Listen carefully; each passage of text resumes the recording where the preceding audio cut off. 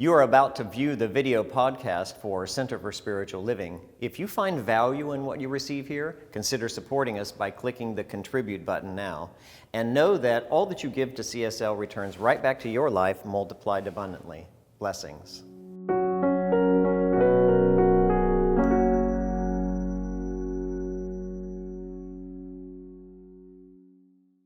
We have core values that this community has created. They're what we talk about on Sundays and what we live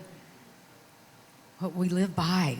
So they are love, healing, oneness, abundance, spiritual growth, service, and diversity. And today we're talking about spiritual growth. Now, spiritual growth is something that happens to you as you start to recognize the spirit that you are, the spirit that is within you. And over time coming here, you may do something that surprises you, like let somebody into traffic, or just be kind to someone that you used to have an issue with. I know a friend of mine was visiting from Hollywood and came up here, and he was letting somebody into traffic, and they were just looking at him. I said, we don't really do that here, but I'm glad you're. I'm happy for you. So, it took a while for that person to trust him.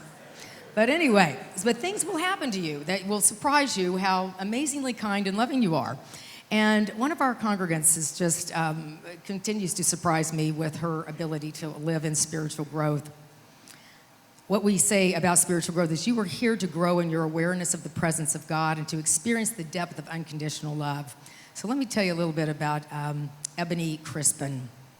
One of her projects is with AIDS Healthcare Foundation Communities. And for over 3 decades, this healthcare foundation has worked tirelessly to end stigma and shift perspectives on those living with HIV and in the disease. The issue is, while people can still live long, full lives with HIV, it continues to be an epidemic here in South Florida. Miami-Dade and Broward are number 1 and 2 in the country of new cases of HIV. Ebony is doing work to get the message about testing and stigma into communities who are not paying attention to the epidemic, including the 55-plus community, millennials, and communities of color. So Ebony is speaking at the United Nations on March 19th. Yes.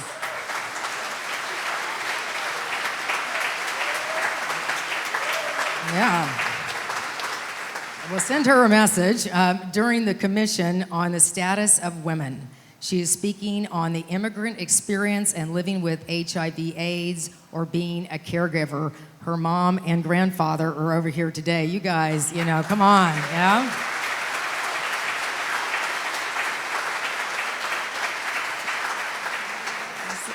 So let's allow Ebony to be our teacher, that your spiritual growth comes from what it is that invokes that passion in you. We, treat and then we move our feet. And so the idea of just living that passion, doing it you are inspired to do, let your voice be heard, and we will create a world that works for all. Spiritual growth is our core value, and so it is.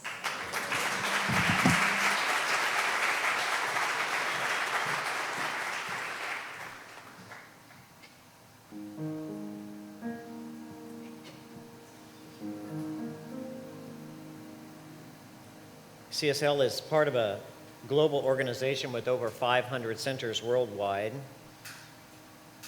We are a spiritual community that honors all religions and all faiths, and that's because we know there is no wrong way to worship, whether you're lighting a candle, repeating a mantra, or offering a prayer. We respect and honor any way that draws us closer to Spirit. So we celebrate the diversity in religious practices with our ceremony this morning, the Flames of Faith. The candle is lit for the Tao to honor the universal path of harmony, the natural way. The candle is lit for the shamanic traditions, honoring the belief and practices of all indigenous peoples worldwide. The candle is lit for Hinduism to honor the spiritual path of devotion and the variety of religious icons and deities. The candle is lit for Judaism to honor the path of sacred law. The candle is lit for Buddhism to honor the Four Noble Truths and the way of compassion. candle is lit for Christianity, to honor the Christ consciousness that lives in every one of us. The candle is lit for Islam, to honor the peaceful submission to the will of God. The candle is lit for the universalistic religion of Baha'i, to honor the path of unity. And the candle is lit for our own faith, which we call New Thought, to honor the metaphysical path and the practice of universal spiritual principles. And finally, the last candle that we light is for peace and for the peaceful acceptance of all faiths and spiritual practices worldwide.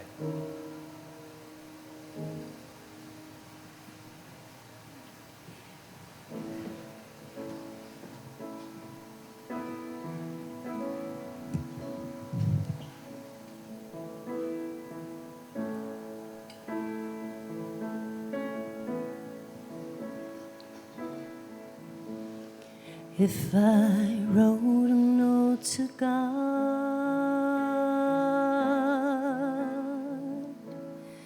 I would speak what's in my soul. I'd ask for all the hate to be swept away, for love to overflow.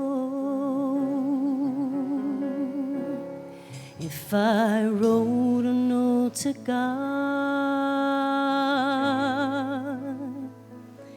I'd pour my heart out on each page. I'd ask for war to end and for peace to mend this world. I'd say,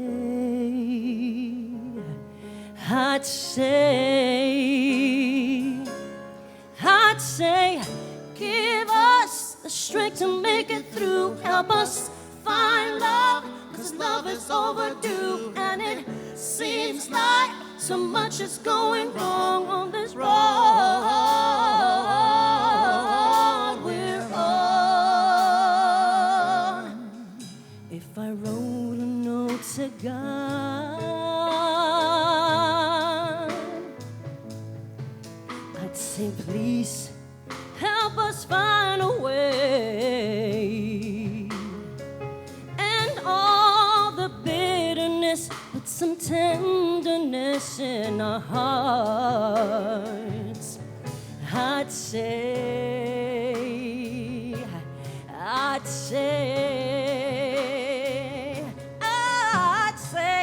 give us the strength to make it through. Help us find love, 'cause love is overdue. And it looks like we haven't got a clue. Need some help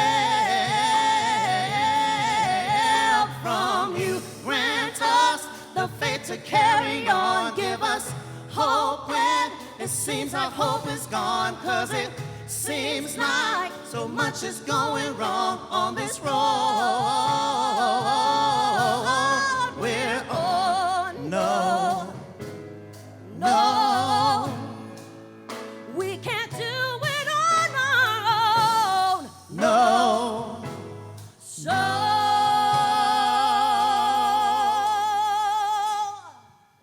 give us the strength to make it through. Help us find love, 'cause love is overdue. And it looks like we haven't got a clue. Need some help from you. Grant us the faith to carry on. Give us hope when it seems that hope is gone. 'Cause it seems like so much is going wrong on this road we're on. No, we can't do it on our own. So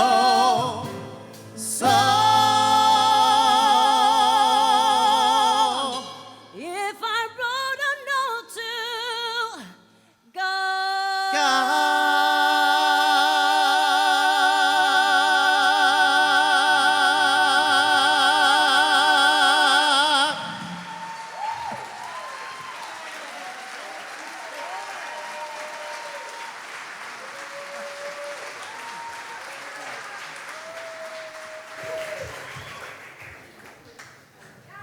don't encourage them.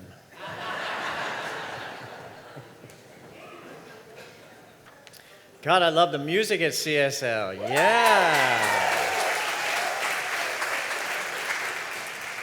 You know, I am a big lover of poets. I think poets have an insight into spiritual wisdom that sometimes our theologians miss. And one of my favorite poets is Hafez. He's a 14th century Persian mystic. And Hafez wrote this. He said, "Beware of the tiny gods that frightened men create." I don't know whether you know this or not or are aware of it, but something's happening in our world today. A cultural war is raging across continents, and it's causing all kinds of upheaval. What is really happening is we are growing out of our tiny gods. They are too small for our modern world. Morals and customs are colliding. Political systems are failing. Global economics are rapidly fluctuating. And the change is happening faster and faster and faster, and no one is immune. And this kind of quick and fast cultural change, we will always rear the ugly head of religious fundamentalists and fanatics.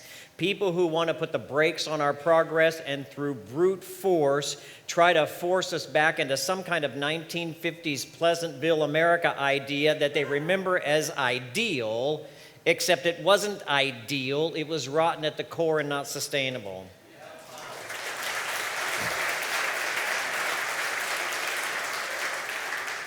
In his book, Unthink, Eric Walls said, if the rate of change on the outside exceeds the rate of change on the inside, the end is near.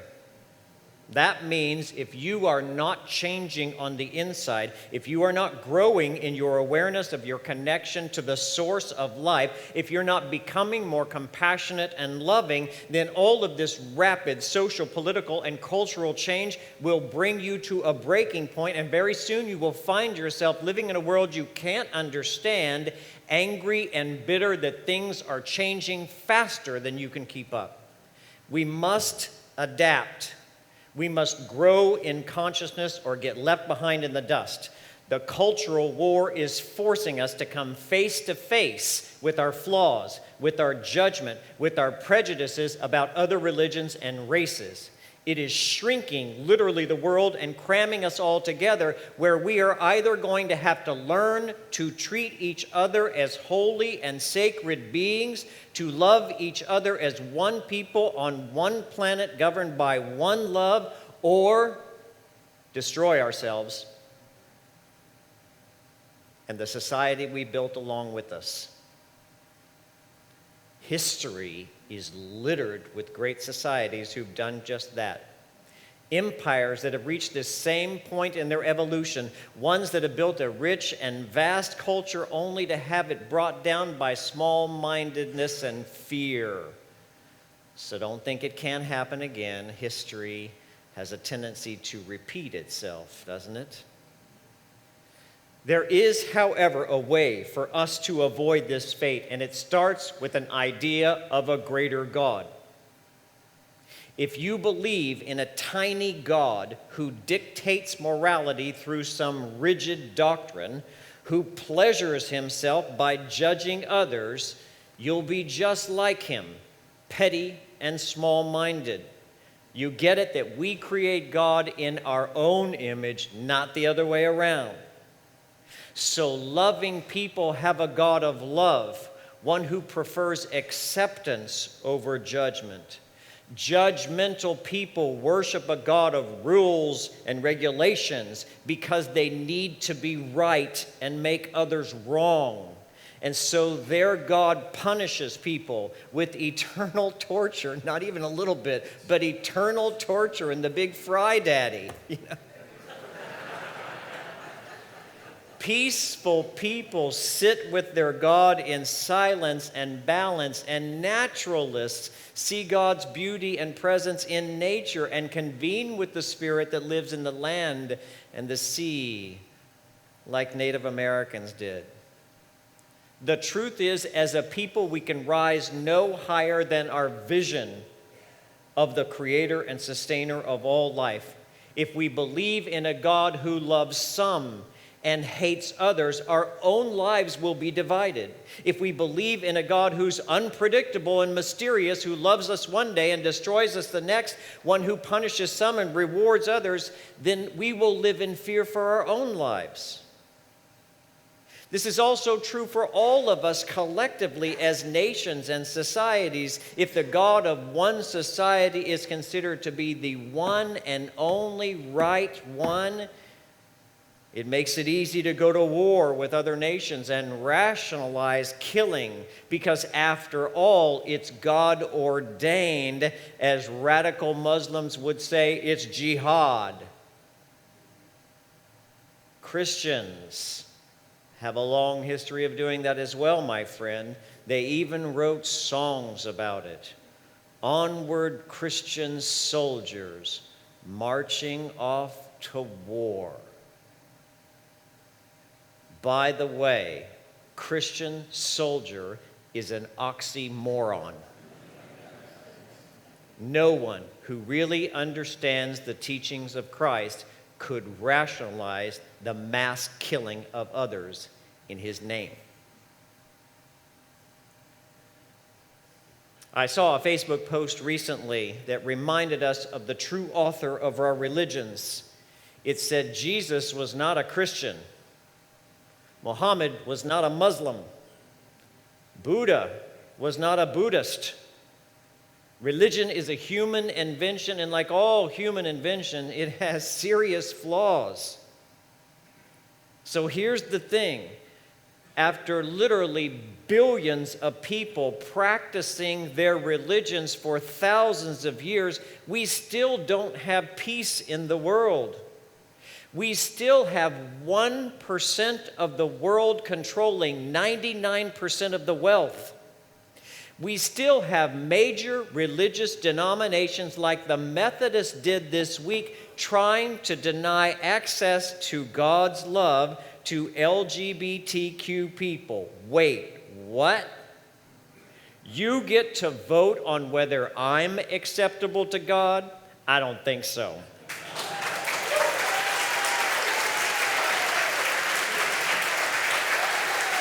I don't think so. I don't care how you vote. So I say it's time for the old man in the sky to die. He's primitive. He's outdated.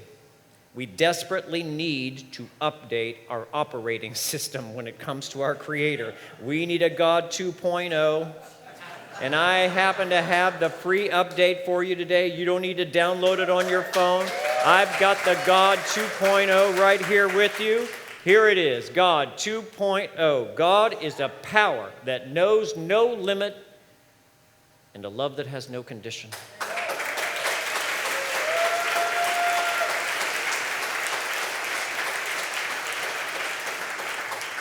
It's not a person.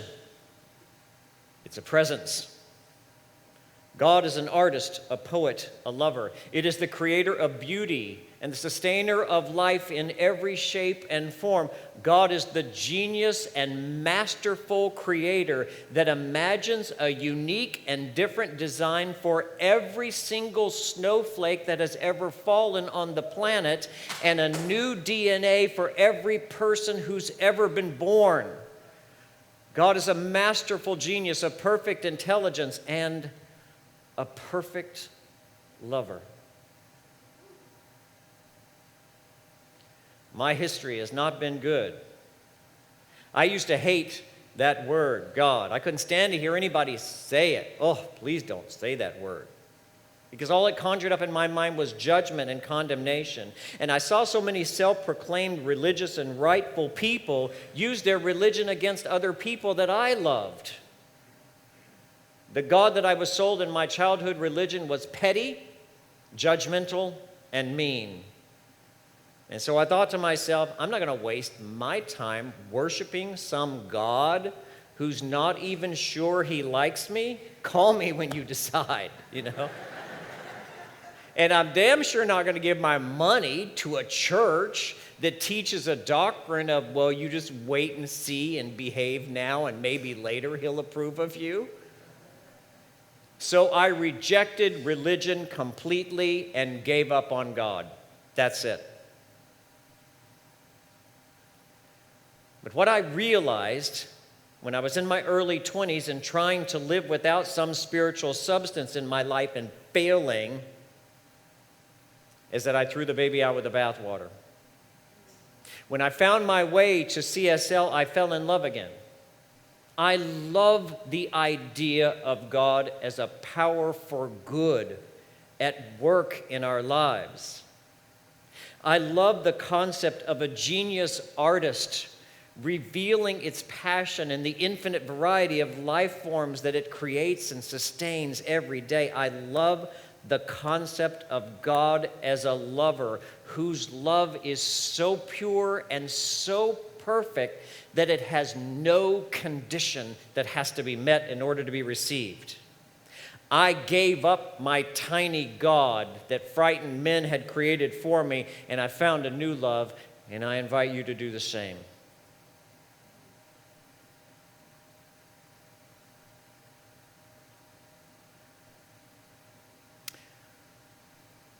A few years ago, I decided to plan a birthday party for my dad's 80th. He's now 89. At the time, he lived about 5 hours away from me in Kansas City. He lived in Oklahoma City, so I drove down to be with him. My sister and niece drove up from Texas, where they were living at the time. We made a big deal out of it, which surprised and elated my father. And it was a big deal, because in the past 40 years, there have only been a handful of times that I've actually visited my father. His wife was the problem. She belonged to one of those self-righteous, right-wing churches where basically anyone that doesn't believe as she does is just damned to hell forever. And it was her pettiness and her judgment of me that prevented my father and I from having a good relationship for decades and decades and decades.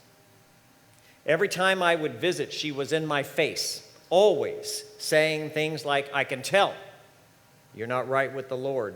I can tell. You know there's not much time left," she'd say. "Jesus is coming soon." And I would try every single time when I was around her to steer clear of it, to avoid the conversation about religion, because I could see her mind was closed on the subject. She was right, I was wrong, end of story. That's all there is to it. Well, the very first day of our visit passed by without any trouble whatsoever. That's because I kept the conversation to light and trivial subjects like, "How about that weather? You know, it changes all the time." But then the second day it happened, right there at the breakfast table in front of my dad, my sister, my niece. She started in on me, insisting that my faith wasn't right, insisting those books you are writing are leading people away from the Lord. And so I did the kindest thing I could think of to do. I said nothing. And I got up and left the table. Now, why do you think I did that? It is not because in that moment I could see her as a perfect expression of God. I can assure you of that. Because I really wanted to tell her to shut the hell up.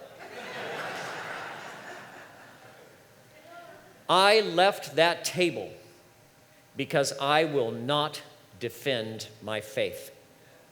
I won't waste my breath trying to explain an open-minded and an open-hearted philosophy to a closed-minded person.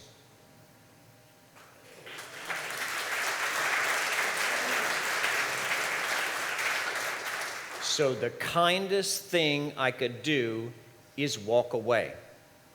And that's what I did.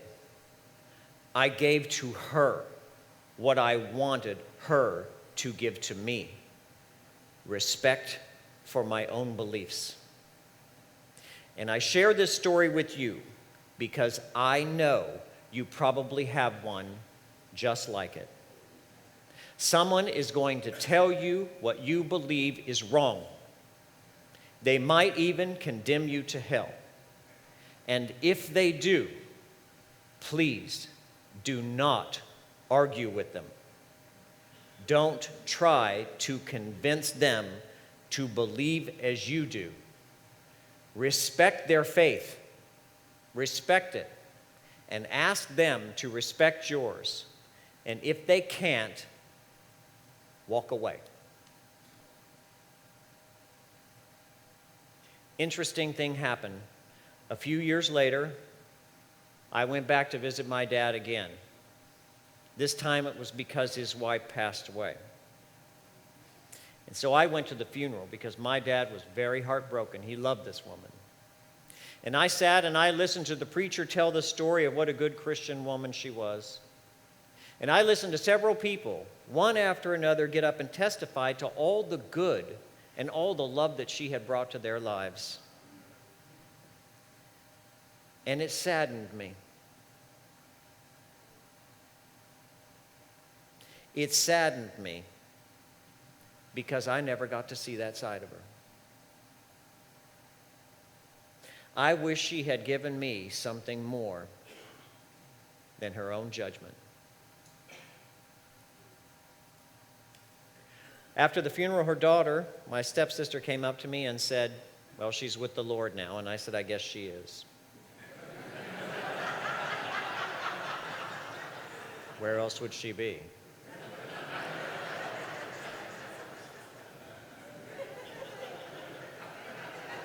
I'm just saying, you don't know.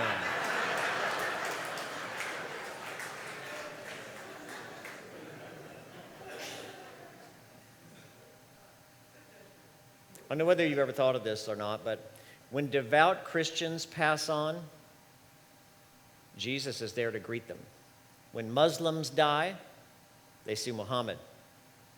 When Buddhists expire, the Buddha greets them.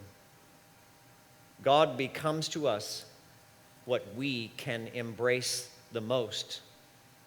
The lover assumes whatever form we can accept and understand. It is a new month, and that means we have a new book of the month. This one is by a brilliant and humble author named Chris Michaels.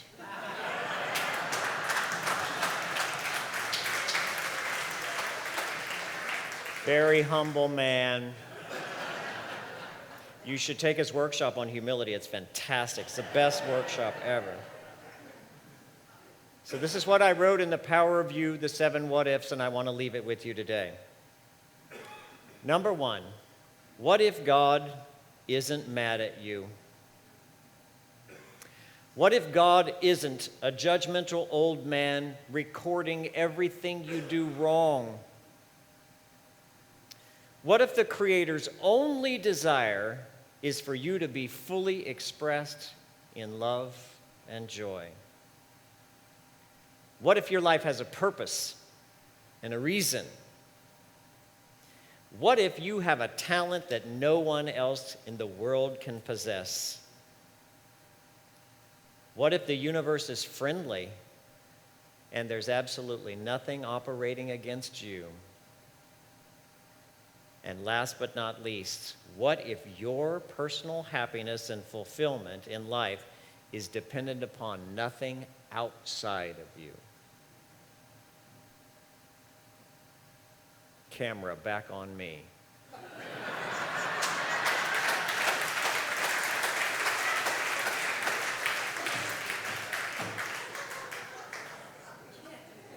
Listen to me.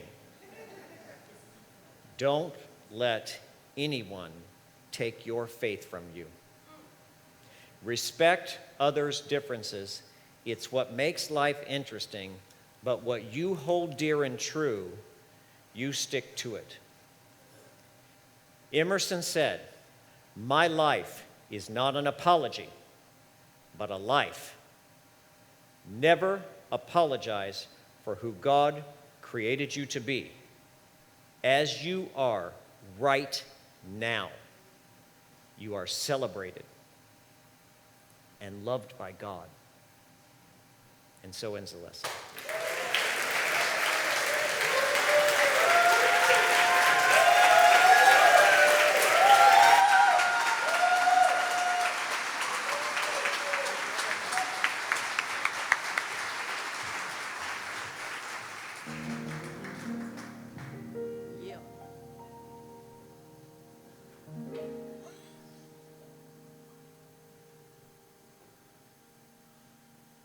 Time to stand up and cheer,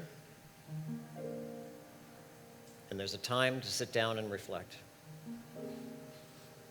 The wonderful thing about coming together as a spiritual community is we get to celebrate, we get to laugh, we get to applaud, and we get to sit and be. This is our time to sit and be still in a room where if we close our eyes gently and practice, we can actually feel the presence of God.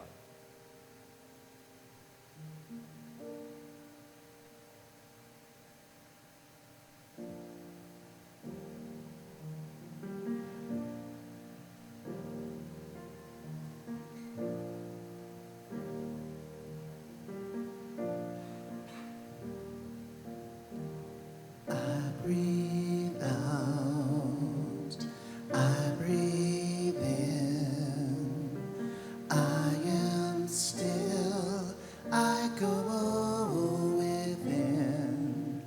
When I quiet my mind, in the stillness I find,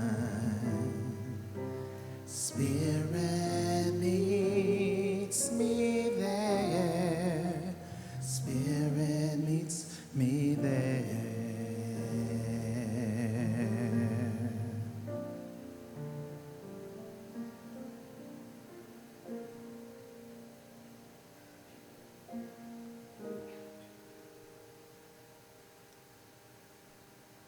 Ask, and the door will be open. Seek, and you shall find.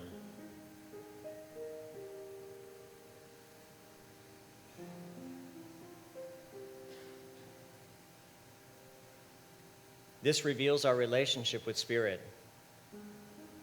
Love has given us the first gift of love, which is freedom. We have been set free by our Creator to turn toward love and joy and ease and abundance and all things that it is, or to turn away from it. If we ask, we shall receive. If we knock, the door will be opened. But we have to go to the door and knock. We have to do the asking. We have to take the first step toward love. And when we do, love reaches out to embrace us and draw us nearer.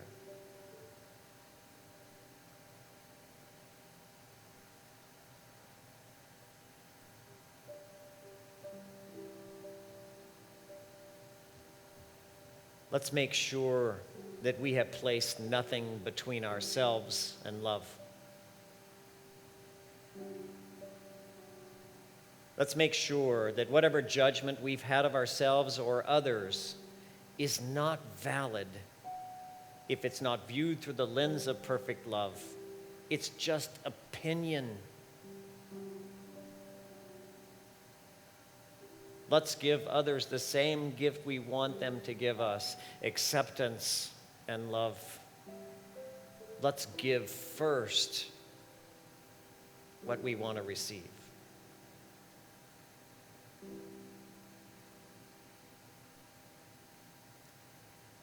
Let's take a few minutes this morning to sit in the stillness and to release and let go of all judgment of ourselves, anyone personal to us in this room, of our friends, of our family, of anyone around us. Let's stop judging others and start loving.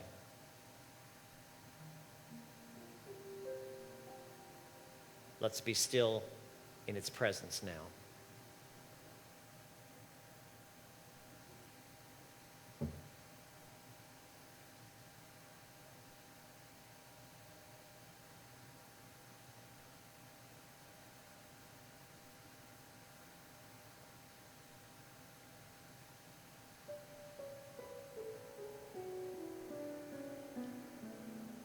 You have been created in the image and likeness of God. Every time you love yourself or anyone else, you bring the full presence of God to earth. Every time you laugh and experience joy, God is present on the scene. Wherever there is love and joy, God is alive and well. Bring love, bring joy to this world, one person at a time, one life at a time, one day at a time. And we will all be healed. And so it is.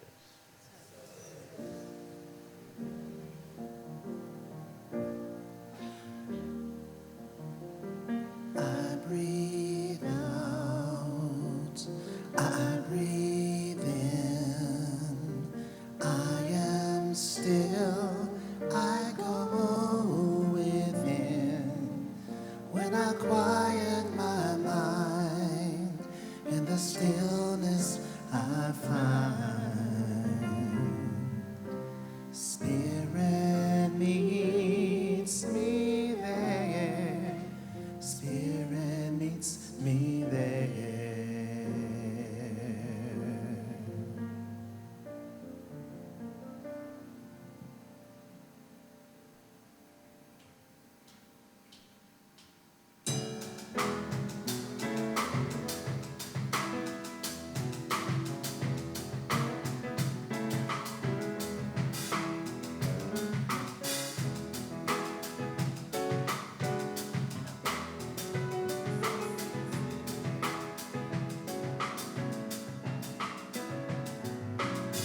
If I could reach the stars, pull one down for you,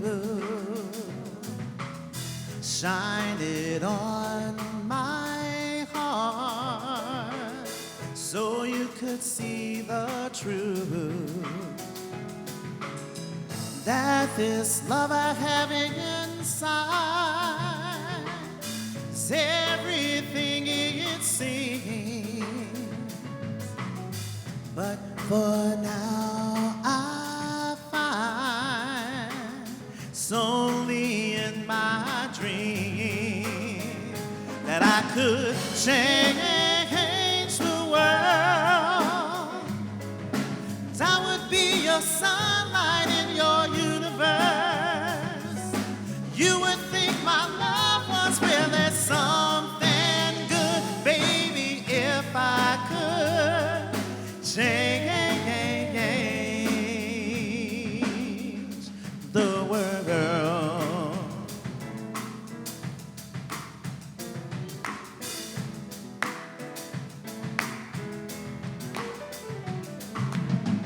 If I could be king,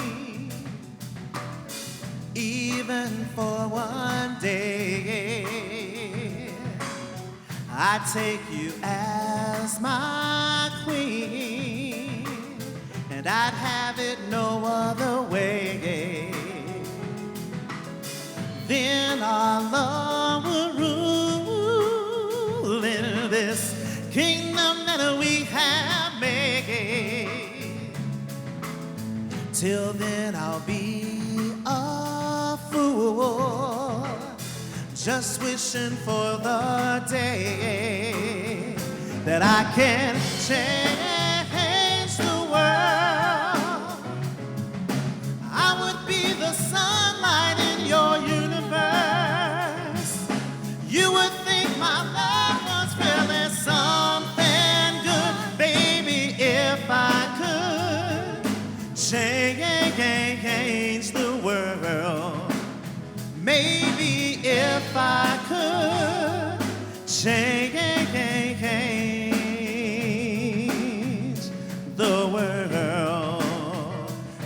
Let's get a little hand clap going. Say,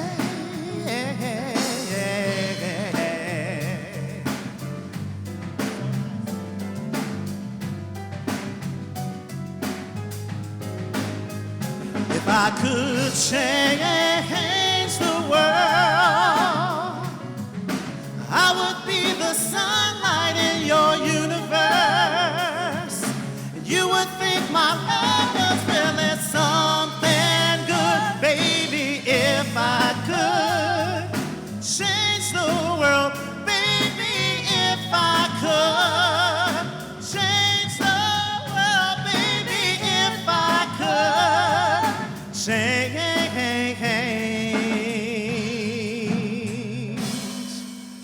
the world.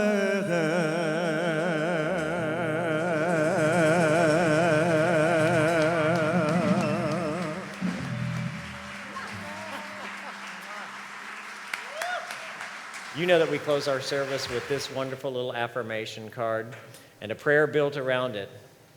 If yours is like mine, and I swear to God it is, would you say it aloud with me, please? God is not a judgmental old man who lives apart from creation. God is an eternal source of love. Let's know this together. That we are always in the presence of God, that we don't have to go somewhere to get it, that we don't have to chase after love. God has placed love in our own hearts. We live in its presence. We move in it. We swim in it like a fish in water, always searching. But it's right here. Let's trust that we are, as we have been created by the genius artist, perfectly acceptable to God as we are right now in this instant. There is nothing we have to do, nowhere we have to go, nothing we have to fix that's broken in order to be loved by God. Let's accept its love, its perfect love that has no condition. And in so doing, allow ourselves to be healed. We are grateful for this truth, for this wonderful spiritual community we call CSL, and for knowing once and for all that God is love. And so it is.